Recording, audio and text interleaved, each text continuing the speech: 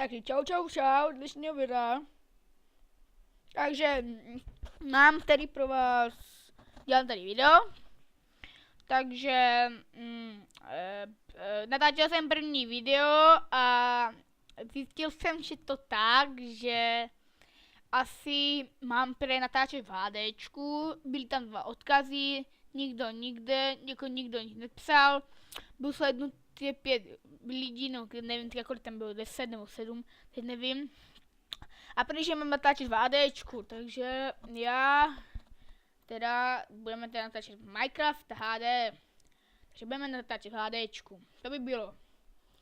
A ještě bych měl dotaz na jednu věc, a to takovou, že jestli nevíte, kdy vychází teďka Minecraft 1.1 nebo 1.2, tak nevím. Takže kdybyste věděli, mi dejte vědět určitě. No a teď se asi na to vrhnem. Dneska budeme natáčet o mouťáku.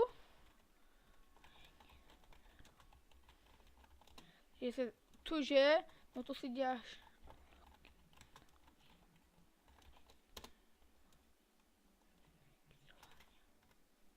Takže register.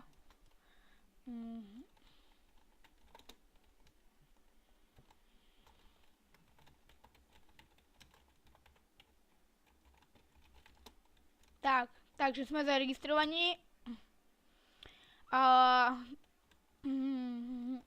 já to tady teprve hraju, jakoby se dá říct poprvé, takže žádný takový, co mám říct, no. Au.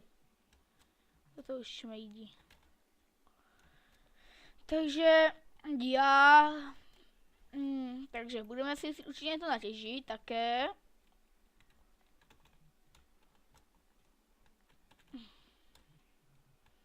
Vůbec netuším, co tady někdo stanice stavěl.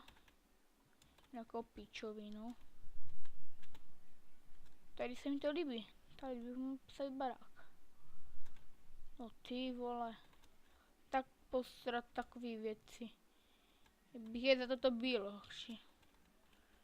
A kurva, tady jsou chobotnice. Píčo pavok. A kurva, tady to není creeper, co to je za hajzla? Hajzle, chcípni, pičo, píš do hajzlu. Co vole, myslíš jakýsi king, co? Vole. No jebko. To je zasraná jebka. Jeb. A čemu to? Dívejte, tento server je takový buglej trochu, takže vidíte, že tady jdou úplně, dívejte, jo? Že tady máte přetumený item, prostě ale nejde použít, že jo? Určitě nejde použít. Takový buglej, no. A dívejte, jo, tam escape, mačknu teďka inventář, zase to tady je. A teď mačknu zase inventář, zase mačknu inventář a už to zase není, takže trochu divný, no.